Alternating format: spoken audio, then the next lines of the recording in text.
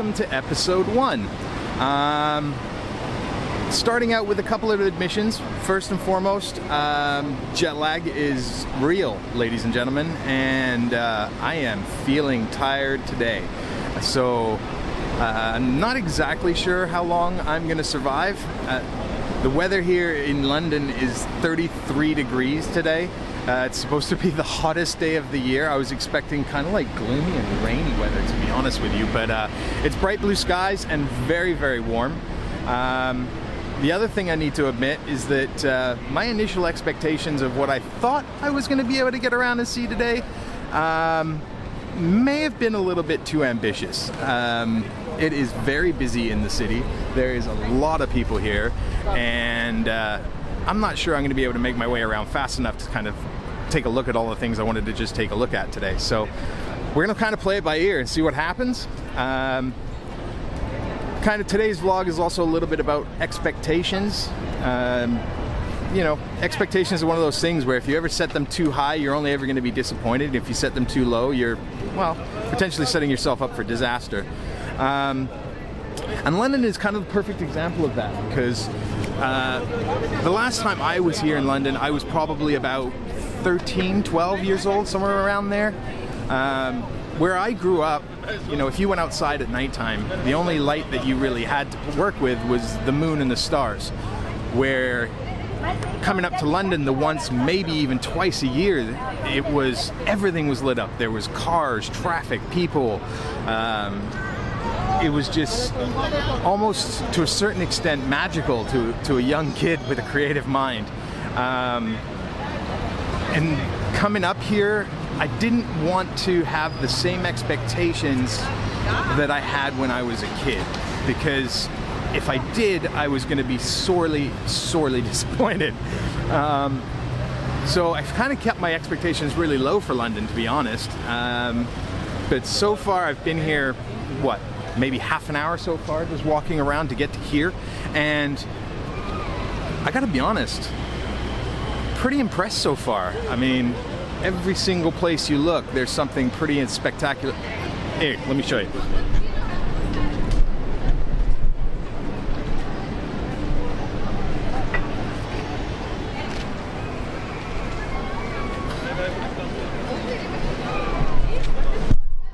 And that's just sitting right here. Like, I didn't even plan it. I was the reason I set my camera up here is because there was a high enough railing that I could set it up and talk to it. And that is quite literally sitting across from the Thames from me. Yeah, it is architecturally one of the most beautiful cities I think I've ever been to. Every single place I look at is absolutely stunning. The architecture is just unreal. So back to our kind of topic for today, expectations. Yeah, I gotta keep my expectations low, not just for London, but there's a few other cities we're gonna be stopping at along the way that I have kind of dreamt about going to and visiting for a very, very long time. And if I don't keep my expectations low, those places are only gonna disappoint me. And if they disappoint me, then I'm gonna be sad, and I don't like being sad. So let's go check out some stuff.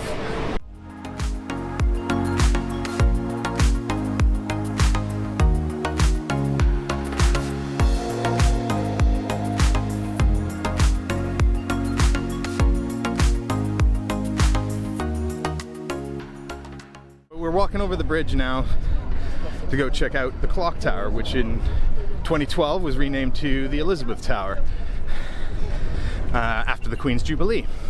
The tower itself sits at about 315 feet tall. Its clock face has, like most clocks, a minute hand and an hour hand. The hour hand's made out of gunmetal. It's about 14 feet long, and the minute hand is made out of copper, and it sits just under 9 feet. But to be honest, none of those facts really matter. It's really a stunning piece of architecture.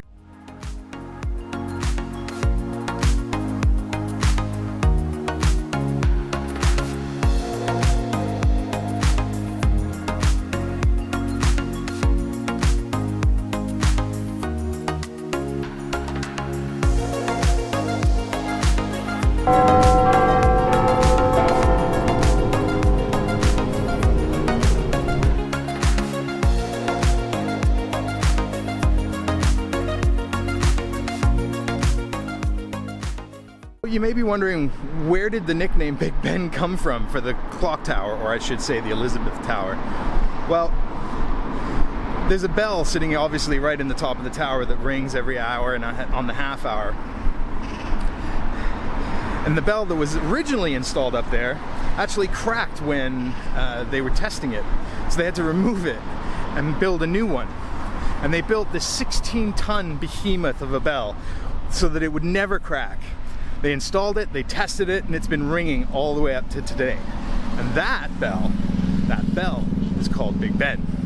A little known fact about the tower, there's actually a prison cell in the base of it that's attached to the Parliament building. For what purpose? Don't really know, but I'm sure whoever's been put in there in the past wasn't in a good place.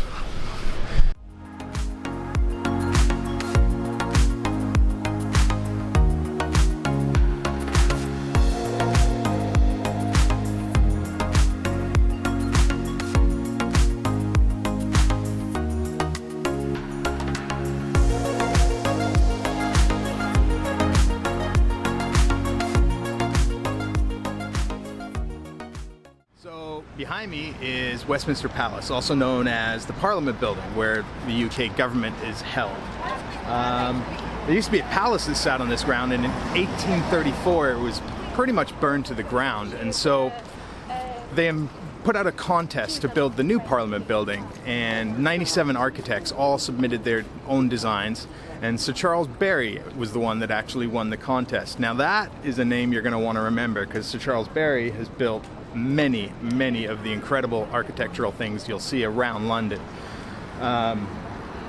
It is quite a stunning piece of work, and I can only imagine how many people it took to build this beautiful piece of art.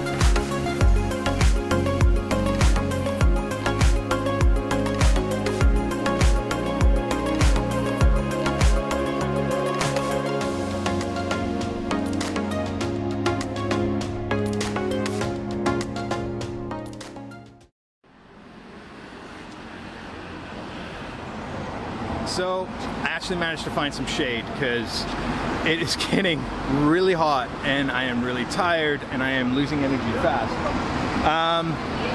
But today's topic, expectations, I wanted to talk to you about some of the expectations that you guys should have. First and foremost, if you're coming to these videos expecting to see high impact, high paced, adrenaline filled videos, you're going to be disappointed.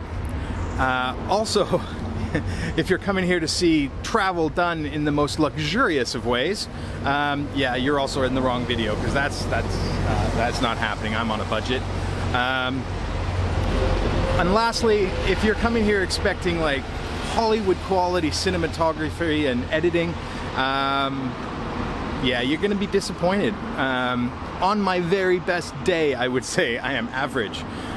So yeah. Please try and keep your expectations in mind when you're coming to these videos. I hope you do enjoy them, but if you're looking for those other things, there are an abundance of other people out there doing those kind of videos. These videos are going to be more of like you, me, just kind of hanging out, walking around, checking out new places all around the world.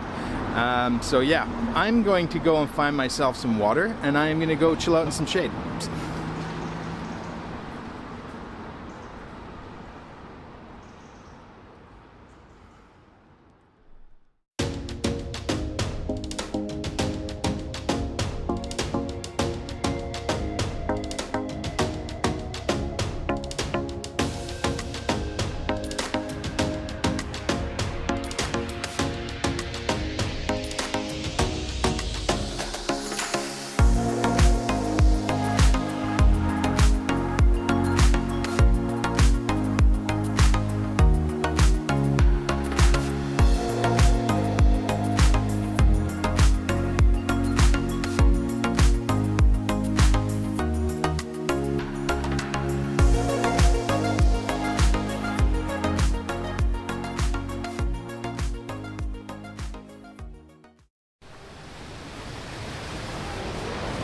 All right, so now we're at Trafalgar Square, and you're probably thinking, well, what makes Trafalgar Square such an important place? Well, it's all to do with the guy that sits at the top of the plinth right up here, Lord Nelson. You see, in 1805, England, Spain, and France were kind of at war with each other, and the British decided to put up a blockade by the Mediterranean, blocking France and Spain from trade. So Napoleon, he put a fleet of ships together, approximately about 33 ships, and decided to sail them down to the blockade and wipe out the British Navy. Lord Nelson, being quite outnumbered, he looked at this big fleet in front of him and did something that most people would think is absolutely insane, and he decided to drop the sails and fly straight into the heart of the fleet he was facing. Should have ended in disaster, but what ended up actually happening was it splintered Napoleon's naval fleet into small little groups, and then Nelson was able to go around with his fleet and slowly knock them all off one by one. It was one of the greatest naval battles in all of English history, and he was memorialized with a statue on top of this plinth. And who do you think designed all this? That's right, it's Charles Barry, same architect of the Parliament building. Oh, and by the way, the 4 lions that surround the base of the plinth, there's actually an old rumor that one day Big Ben might strike 13, and if Big Ben ever does strike 13, the lions will come alive to protect London. Believe it or not, I don't know. Kind of a cool story though.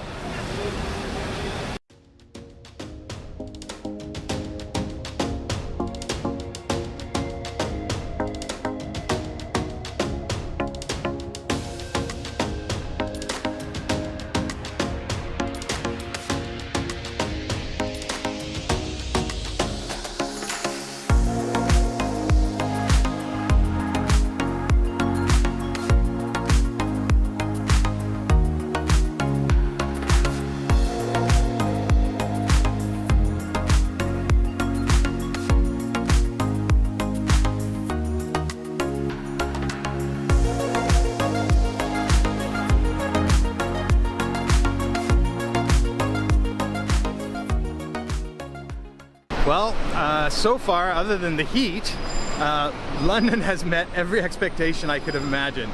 It has been incredible so far. Every single place you turn, there is architecture, statues, history, absolutely everywhere.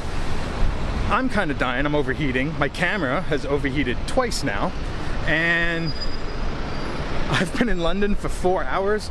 I've seen 3 ambulances, and all 3 of them are attending to people that, well, passed out on the sidewalk from heat exhaustion, I would imagine. It's definitely not what I expected from a weather standpoint. Like I said earlier, I was expecting kind of gray skies, possibly even some rain, but this is hot. And I've traveled to some very, very hot places in my time, but this is actually almost unbearable today. So we're gonna keep going for now, but I am fading fast.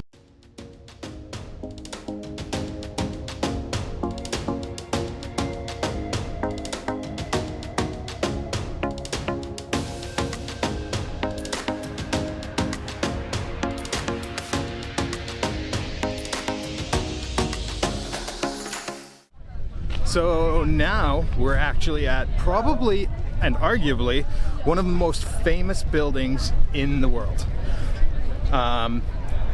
Countless historical moments have happened right at this building, and it's right over there. Welcome to Buckingham Palace.